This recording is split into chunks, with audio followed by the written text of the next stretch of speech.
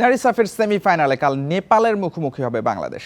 তার আগে দলের শোকের আবহ, ডিফেন্ডার শিউলির মায়ের মৃত্যুর খবরে অনুশীলন বাতিল হয়। ধাক্কা সামলে পরবর্তীতে বিশেষ সেশনে যোগ দেন শিউলি, যা বাকিদের জন্য প্রেরণার। গোয়ার জওহরলাল নেহরু স্টেডিয়ামে বাংলাদেশ নেপালের ম্যাচ কাল বেলা 4:30টায়। গ্রুপ পর্বের পারফরমেন্সে হতাশা, মাঠের বাইরে বিতর্ক, সাথে ডিফেন্ডার শিউলি আজিমের মায়ের মৃত্যুর খবর। সেমিফাইনালে নেপাল পরীক্ষার আগে মহাচাপে বাংলাদেশ দল। পেশাদার বলেই আবেগে নিয়ন্ত্রণ টানতে হয়, শোককে শক্তিতে পরিণত করার মন্ত্রে এগোনোই চ্যাম্পিয়নের কাজ। নকআউট ম্যাচের জন্য মাঠের অনুশীলন বাতিল হয়, কিন্তু ধাক্কা সামলে বিকেলে বিশেষ সেশনে যোগ দেন শিউলি। বাকিরাও তাতে মনোবল ফিরে পায়। সমুদ্র পাড়ে হালকা ওয়ার্ম আপের সঙ্গে ম্যাচ পরিকল্পনা নিয়ে আলোচনা করেন বাটলার। ভিডিও সেশনে গুরুত্ব দিয়েছেন কোচ। শিউলি অভিজ্ঞ ও গুরুত্বপূর্ণ সদস্য, তার পরিবারের জন্য ভালোবাসা ও প্রার্থনা। ম্যাচের আগে আমরা অনুশীলন করিনি, তবে এটা বড় প্রভাব ফেলবে না। এই পরিস্থিতি সামাল দিয়ে আমাদের ইতিবাচক মানসিকতায় শক্তি সঞ্চয় করতে হবে, যদিও কাজটা সহজ না। নেপাল টানা 2বার বাংলাদেশের কাছে হেরে রানার্স আপ হয়। এবার ওরা দারুণ খেলছে, 2 ম্যাচ জিতে গ্রুপ সেরা হয়ে এসেছে সেমিতে। দলের সবাই ফিট ও ছন্দে আছেন। বাংলাদেশকে বিদায় করে প্রতিশোধ নিতে চায় নেপালের মেয়েরা, তবে বাটলারের দল জয়ের জন্যই মাঠে নামবে।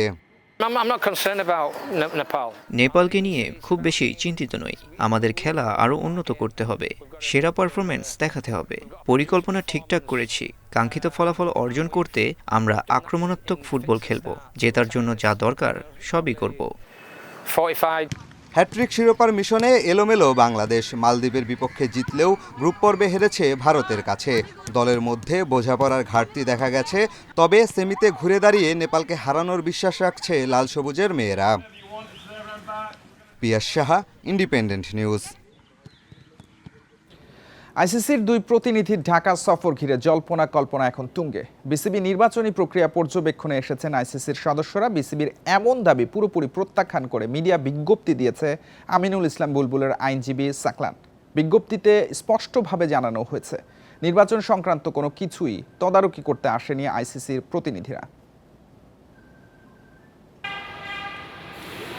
বিসিবি নির্বাচনের আগে নাটকীয় মোড়। রোববার হঠাৎ আইসিসি প্রতিনিধি দলের আকস্মিক বাংলাদেশ সফরের কথা জানা যায়। আর সোমবার ঢাকায় আসেন সাউথ আফ্রিকা ও জিম্বাবুয়ে ক্রিকেট বোর্ডের 2 সদস্য।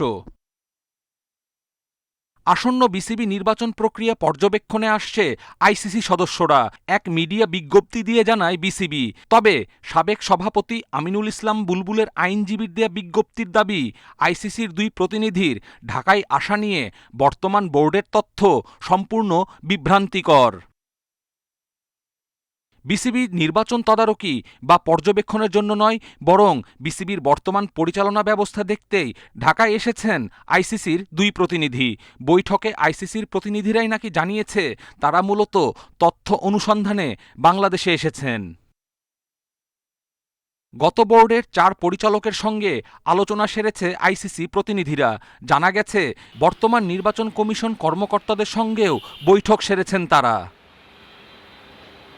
বিসিবিতে ঘন ঘন পরিবর্তনের প্রেক্ষিতে এই সফর তাৎপর্যপূর্ণ হতে পারে। সব পক্ষের সঙ্গে বৈঠক শেষে প্রতিনিধিরা নিজেদের পর্যবেক্ষণ ও প্রয়োজনীয় তথ্য উপাত্ত আইসিসির কাছে তুলে ধরবে বলে জানা গেছে। এই অবস্থায় জল আরও ঘোলা হয়েছে।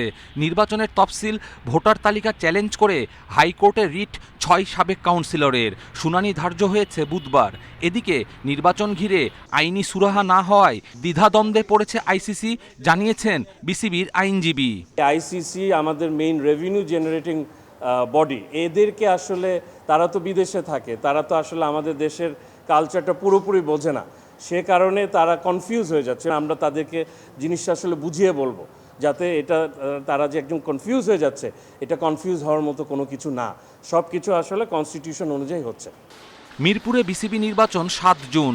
প্রার্থিতা চূড়ান্ত শেষে সোমবার শুরু হয়েছে পোস্টাল ভোটিং কার্যক্রম, চলবে 6 জুন পর্যন্ত।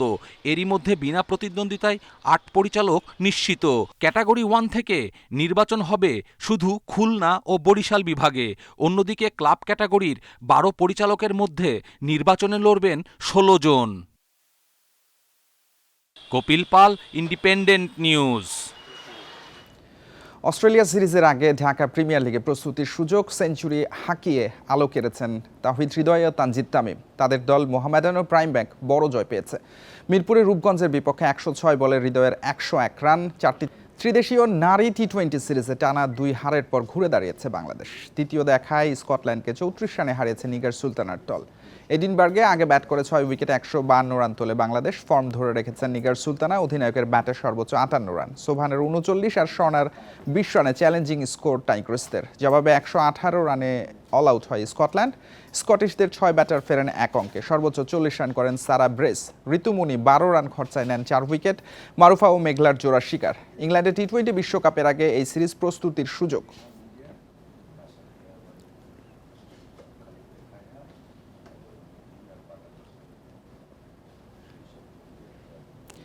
ইংলিশ কাউন্টি ক্রিকেটে সুযোগ পেয়েছেন হাসান মাহমুদ, খেলবেন কেন্ট ক্রিকেট ক্লাবের হয়ে।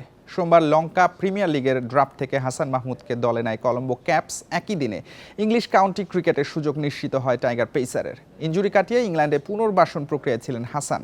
সেখানে কেন্ট ক্রিকেট ক্লাবের সঙ্গে ট্রেনিং করেন তিনি। সে সময়ই ক্লাবটির কোচিং প্যানেল ও ম্যানেজমেন্ট হাসান মাহমুদের বোলিং পছন্দ করে।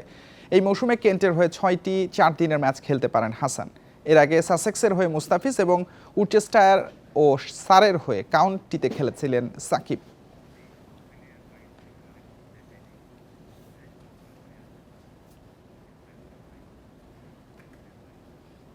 এই ছিল যত খেলায়। ইন্ডিপেন্ডেন্ট টেলিভিশনের সব খবর বিস্তারিত জানতে চোখ রাখুন ফেসবুক, ইউটিউব এবং এক্সে। আমন্ত্রণ পরের আয়োজনে।